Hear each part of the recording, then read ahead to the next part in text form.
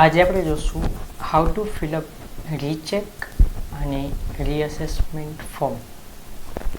સૌપ્રથમ તો રીચેક અને રીઅસેસમેન્ટ શું છે?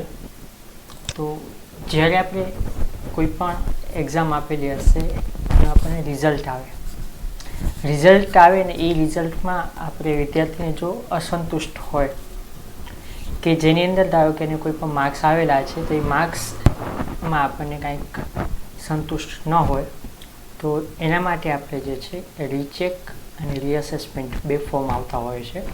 એના માટે ખાસ કરીને નિયમ એ છે કે વિદ્યાર્થી રિઝલ્ટ આવ્યાના 15 દિવસ સુધી ઓનલાઈન ફોર્મ ભરી શકે છે. રીચેક એટલે શું? તો રીચેકમાં કેવું હોય કે જ્યારે આપણે પેપર રીચેક માટે ખોલાવીએ તો એના માટે ખાલી સરવાળા ટોટલનું ચેક કરતા હોય છે, જેની ફીઝ આવે 75 પર સબ્જેક્ટ. અને બીજું આવશે રીઅસેસમેન્ટ. રીઅસેસમેન્ટમાં આપણે જે છે આખું પેપર આપણું ફરીથી ચેક થાય અને એની ફીસ આવશે પર સબ્જેક્ટ 300 રૂપિયા. અત્યારે આપણે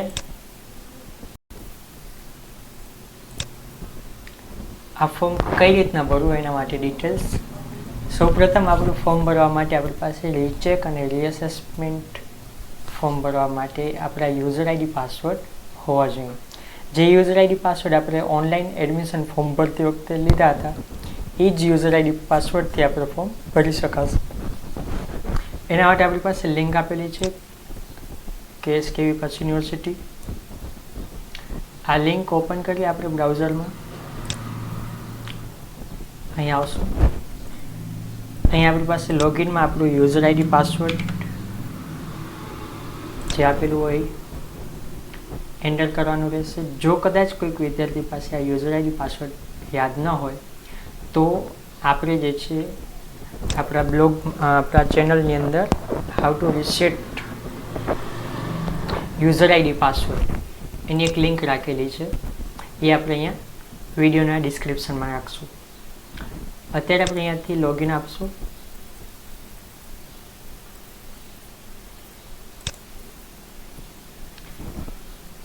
જો યુઝર આઈડી પાસવર્ડ કરેક્ટ હશે તો આપણું ફોર્મ ખોલી જશે. અહીંયાથી જે છે એ ઉપર ક્લિક કરવાનું રહેશે. એપ્લિકેશન ફોર રીઅસેસમેન્ટ અને એપ્લિકેશન ફોર રીચેક. અને ત્રીજું આપેલું છે application for xerox copy of answer sheet under RTI. જો આપણને આપણે પેપર જે અસેસમેન્ટ થયું છે એની ઝેરોક્સ કોપી જોઈતી હોય તો RTI અંડર આવશે. જો સરવાળા અને સરવાળા ટોટલ ચેક કરાવવાનું હોય તો રીટોટલિંગ એટલે કે રીચેક આવશે અને ફરીથી આખું પુનઃ મૂલ્યાંકન કરાવવું હશે તો રીઅસેસમેન્ટ. અત્યારે આપણે રીઅસેસમેન્ટ ઉપર ક્લિક કરશું. New application. અહીં આપણી પાસે જે અવેલેબલ લિંક હશે અહીંયાથી લિસ્ટ આવશે. લિસ્ટમાંથી આપણી પાસે જે લાસ્ટ એક્ઝામ હશે એના પ્રમાણે અહીં બતાવશે. અહીંયાથી અપ્લાય, જે આપણે લાગુ પડતું હોય એ પ્રમાણે અહીંયાથી આપણે લઈએ અપ્લાય.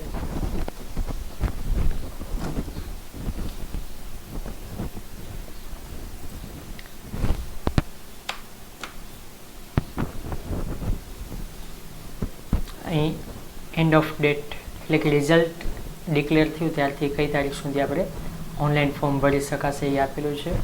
અહીંયા number of processing days normally 60 from and date એટલે કે આપણે અહીંયા 14 એપ્રિલ છે એના પછીના 60 દિવસ સુધીમાં નોર્મલી આનું રિઝલ્ટ પ્રોસેસમાં જશે.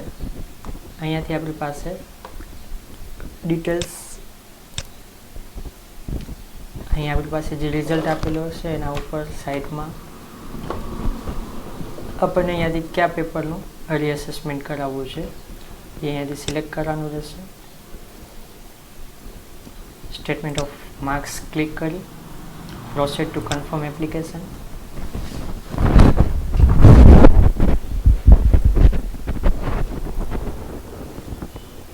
અહીંયાથી ડિટેલ્સ આવશે. આપણે જે પેપર રીઅસેસમેન્ટ કરાવવાનું છે એની ડિટેલ્સ ખાસ કરી ક્રોસ વેરીફાઈ કરી લેવાની. અહીંયાથી કન્ફર્મ, પ્રોસીડ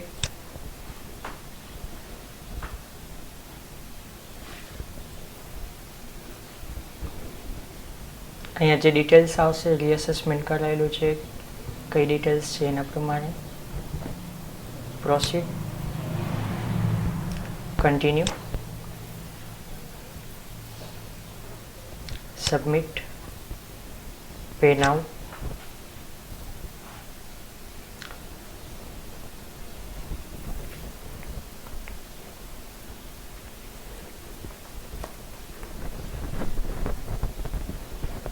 અહીંયાથી આપણી પાસે પેમેન્ટ મોડ આવશે. પેમેન્ટ મોડની અંદર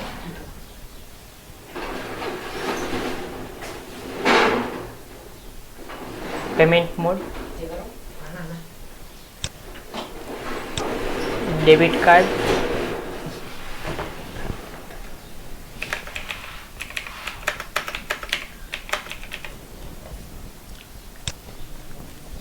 કાર્ડ ઉપર ડિટેલ આપેલી હશે, એક્સપાયર મંથ અને યર, CVV નંબર આપણા કાર્ડમાં પાછળની સાઈડ આપેલા હશે, નેમ ઓન કાર્ડ,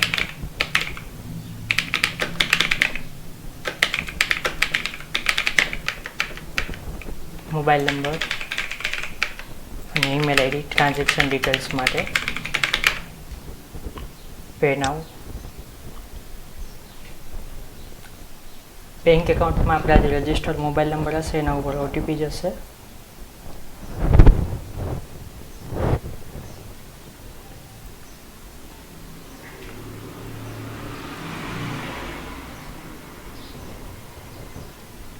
પ્રોસેસ લેશે. આ પ્રોસેસ ચાલુ હોય ત્યારે આપણે રિફ્રેશ અથવા રીલોડ પેજ કરવાનું રહેશે નહીં.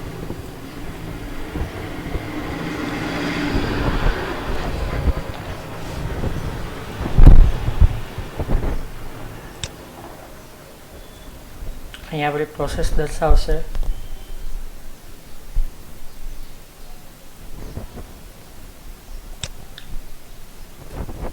હવે જે OTP આવેલું હોય આપણને એ OTP અહીંયા એન્ટર કરવાનું રહેશે. કદાચ જો OTP ના આવે તો અહીંયાથી રિસેન્ટ OTP ઉપરથી ક્લિક કરી શકાશે અને સબમિટ.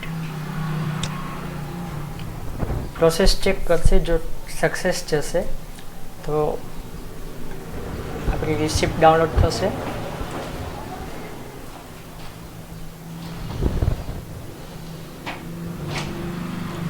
જ્યારે આપણે ટ્રાન્ઝેક્શન OTP નાખ્યા પછી જે કંઈ પણ પ્રોસેસ કરીએ એમાં રીલોડ અથવા રિફ્રેશ કરવાનું નહીં. કન્ટિન્યુ,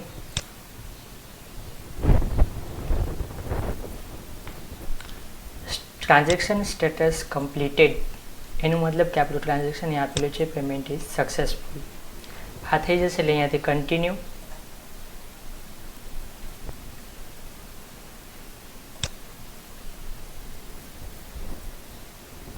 અહીંયાથી આપણી રિસિપ્ટ ડાઉનલોડ થશે. ડાઉનલોડ એપ્લિકેશન ફોર્મ કમ રિસિપ્ટ.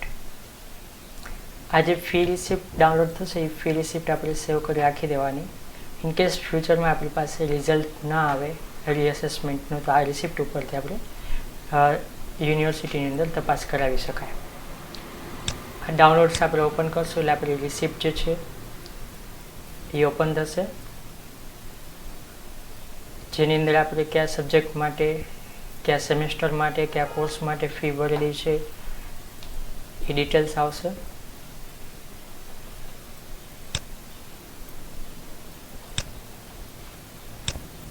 આ આપણી રિસિપ્ટ ડાઉનલોડ થશે. એની અંદર સબ્જેક્ટ લખેલું છે કે તમે કયા સબ્જેક્ટ માટે રીઅસેસમેન્ટ કરાવેલું છે, પેમેન્ટ સ્ટેટસ બતાવે છે, ઓનલાઈન થયેલું છે. તો આ રીતના રીઅસેસમેન્ટનું ફોર્મ ભરી શકાશે. ફરીથી જે આપણે કોઈ વિદ્યાર્થીને જે છે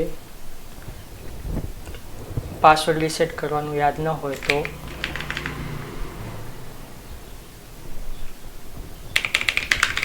આપણા યુટ્યુબ ચેનલની અંદર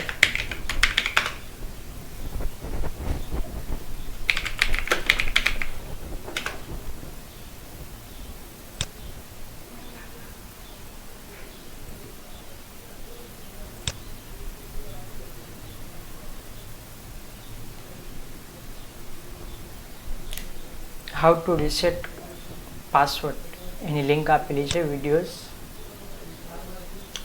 how to reset user ID and password. તો આના ઉપરથી જો કોઈ વિદ્યાર્થીને પોતાના યુઝર આઈડી પાસવર્ડ યાદ ન હોય તો રીસેટ કરી શકાશે. તો આજના વિડીયોમાં આપણે આટલું જોઈશું. ફરીથી આપણું પાસવર્ડ રીસેટ કર્યા પછી ફોર્મ ભરવા માટેની આ લિંક આપેલી છે જેની અંદર આપણે ઓનલાઈન ફોર્મ ભરી શકાશે. ઓનલાઈન ફોર્મ ભર્યા પછી આપણે રિસિપ્ટ કે જે કંઈ થશે એ ડાઉનલોડ કરી રાખી દેવાની રહેશે.